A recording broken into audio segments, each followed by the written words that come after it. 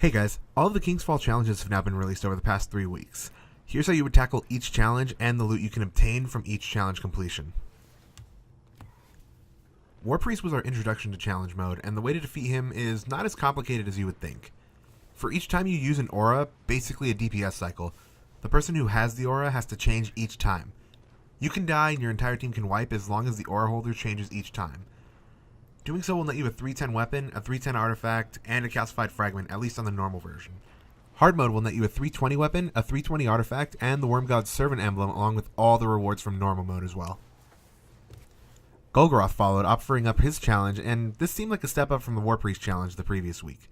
For Golgoroth's challenge, each time the player's DPS, a single person will be designated the Gaze Holder.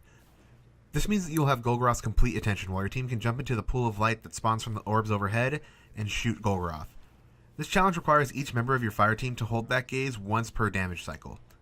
The easiest way to do this is that if your fire team is one that isn't used to juggling the gaze between players, you're going to have to split into 2 groups of 3.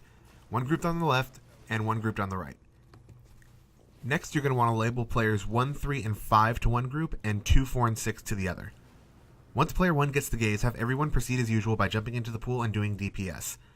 When the current player gets down to about 5 seconds, the player that's labeled number 2 should jump out and receive the gaze from player 1. When player 2 jumps out of the pool, everyone else can as well, and then just take the gaze in order of player number.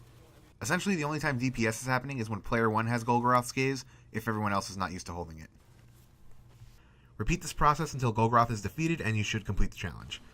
Finishing this challenge gives players with another 310 artifact, a 310 piece of armor, and another calcified fragment, at least for normal. Hard mode will see you receiving a 320 artifact, a 320 piece of armor, the Devourer of Light emblem, and all the rewards from the normal mode challenge. Finally, we have Oryx's challenge. So far, it seems like the other challenges were going to point the way on how to complete this challenge, pointing in the direction that all players are going to have to do a specific mechanic. Different brand holder, perhaps? Each player detonating a bomb? Nope, none of these. For Oryx's challenge, you're going to have to detonate a total of 16 bombs at once, effectively one-shotting Oryx. This method will also have an extra shade phase thrown in, as opposed to the second quote-unquote lightning round. Now, this method does prevent players from doing the no night strategy that was used pretty often when doing hard mode, as you need to make sure no blights get detonated early. For those unaware, in hard mode, once a Light Eater Ogre is killed, a Light Eater Knight will spawn behind the platform next to you and run straight towards the blights to detonate it. They are red bar health, so 2 snipes to the head or a steady machine gun shot will take care of them fairly quick. Here is basically what their running pattern will look like. I'll post a link of this image in the description box below for anyone wanting to take a longer look. Upon completing Oryx's challenge, you will get a 310 piece of armor or a 310 weapon, a 310 artifact, and the last calcified fragment, assuming you have all the others at this point. Hard mode clears will reward you with a 320 piece of armor or weapon, a 320 artifact, and the Of Light and Hunger emblem, along with the ship. Following, if you have all 50 calcified fragments and return to Eris Morn, you will be rewarded with the Beltane shader, a nice grip of rep, a class item, runes, and Worm Spore. No weapon in sight. Does this mean that there is no weapon? Not entirely. There is still a small, and I mean small, chance that 50 calcified fragments may activate a time-gated quest soon enough. If there is, then expect a video from me, but that's it for the moment regarding a weapon or a new quest. Now, I have been pretty quiet on this topic in terms of my opinion on the challenges. I thought it was good to wait for all the challenges to react on them. Now that they're out, I'm going to go ahead and say, these challenges are actually not bad.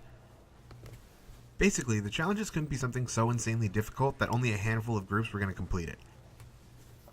Warpriest admittedly was a small disappointment to me personally, since my group can down him before even getting to the 3rd totem. Golgoroth was an improvement since the group I run with does do the one orb strategy, and thus it requires other people to take the gaze and, share the love. Oryx improved on even that by adding a layer of caution to not get near the orbs or accidentally detonating them, whether by allowing yourself to detonate them on accident or the Light Eater Knights to detonate them. Were there theories that may have been more challenging? Definitely. But I completely understand Bungie's approach to challenge those who don't raid as often.